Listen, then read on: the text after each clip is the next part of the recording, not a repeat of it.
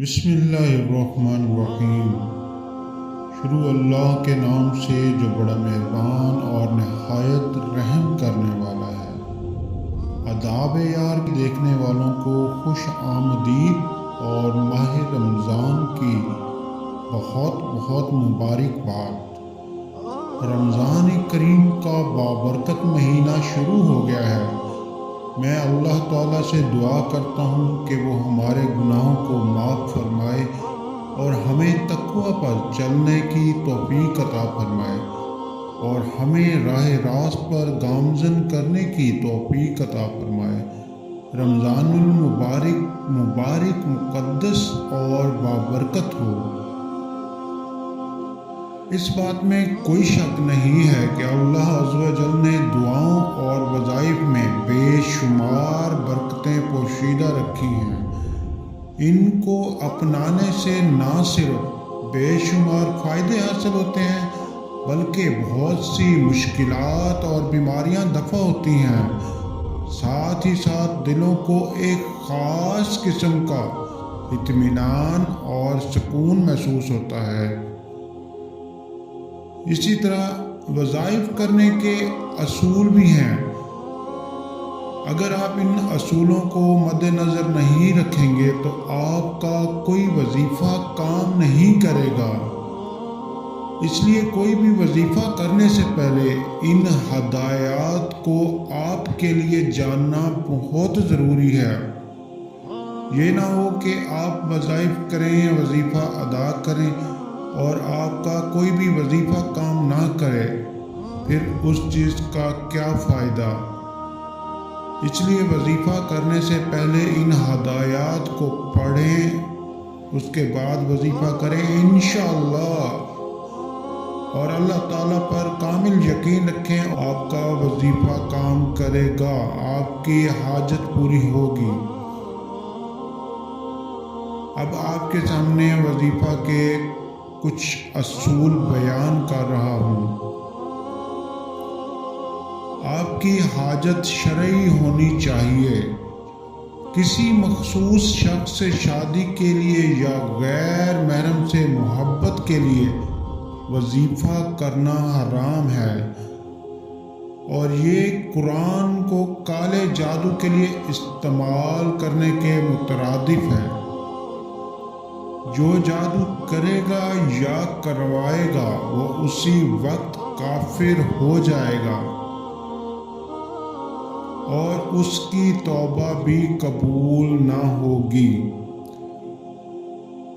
آیات کو صحیح تلفظ سے پڑھنا لازم ہے۔ اگر آپ الفاظ کے تلفظ کو صحیح سے نہیں پڑھیں گے تو اس کا مفہوم تبدیل ہو جائے گا، اس کا معنی تبدیل ہو جائے گا۔ دوران وظیفہ 5 وقت کی نماز لازم ہے۔ اس کے بغیر اللہ سے دعا کی قبولیت کی امید بالکل بھی نہ رکھیں۔ اگر آمدنی میں 1 روپیہ بھی حرام ہوگا تو وظیفہ قبول نہیں ہوگا۔ وقت اور جگہ کا ایک ہونا اشد ضروری ہے۔ دوران وظیفہ وضو لازم ہے۔ دوران وظیفہ اسلامی لباس پہننا اور عورتوں کے لیے حجاب کرنا لازم ہے۔ وظیفہ کرنے کے لیے آپ کو کمرے میں اکیلا ہونا چاہیے۔ یہ بعض وظائف کے لیے لازم ہوتا ہے۔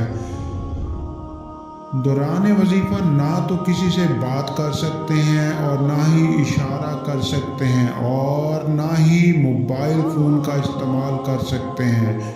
مکمل توجہ کے ساتھ وظیفہ کرنا چاہیے۔ مرد حضرات دوران وظیفہ اگر ہو سکے تو شیو نہ کریں۔ دوران وظیفہ عطر کا استعمال کریں۔ دوران وظیفہ ملائکہ کا نزول ہوتا ہے، وہ بدبو سخت ناپسند کرتے ہیں اور آپ کی دعا یہی فرشتے اللہ کو پہنچاتے ہیں۔ ہو سکے تو خوشبو کا اہتمام کریں۔ اگر آپ کو جواب خواب میں دیکھنا ہے تو ہو سکے تو زمین پر ایسے سو جائیں۔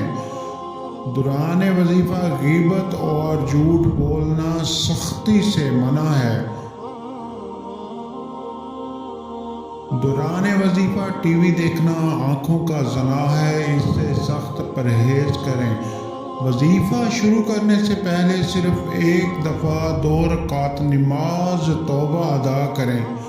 صرف 2 رکعت نماز توبہ ضرور ادا کریں اور سچے دل سے گناہوں سے توبہ کریں۔ اللہ تعالیٰ سے گڑ گڑا کر دعا مانگیں اور عاجزی انکساری سے دعا مانگیں اور گناہوں سے توبہ کریں۔ دوران وظیفہ بد دل ہو کر ہرگز نہ رکیں۔ یہ آپ کا نفس ہے یا شیطان جو آپ کو روکنے کی کوشش کر رہا ہوتا ہے۔ اگر حاجت مقررہ وقت پہ پوری نہیں ہوتی تو وظیفہ جاری رکھیں۔ بد دل یا نا امید ہو کر ہرگز نہ رکیں، چاہے 6 سے 8 ماہ ہی کیوں نہ لگ جائیں۔ ہرگز وظیفہ بند نہ کریں، نہ ہی وظیفہ تبدیل کرنے کا سوچیں۔ جو لوگ بد دل ہو کر وظیفہ تبدیل کرتے ہیں آئندہ ان کا کوئی وظیفہ کامیاب نہیں ہوتا۔ اللہ سے نا امید ہونا کفر ہے، اس بات کا سختی سے خیال رکھیں۔ وظیفے کی قبولیت کا وقت آپ کے تقوی پر منحصر ہے اور ہر ایک کے لیے یہ وقت مختلف ہوتا ہے۔ آپ ایک حاجت کے لیے یا 2 مختلف حاجتوں کے لیے ایک ساتھ 2 وظیفے نہیں کر سکتے۔ اگر ایسا کریں گے تو کوئی وظیفہ کام نہیں کرے گا۔ ایک حاجت کے لیے 2 شخص بھی کوئی وظیفے نہیں کر سکتے۔ اگر آپ کسی دوسرے کے لیے وظیفہ کر رہے ہیں جو بے نمازی ہے تو وظیفہ بالکل کام نہیں کرے گا۔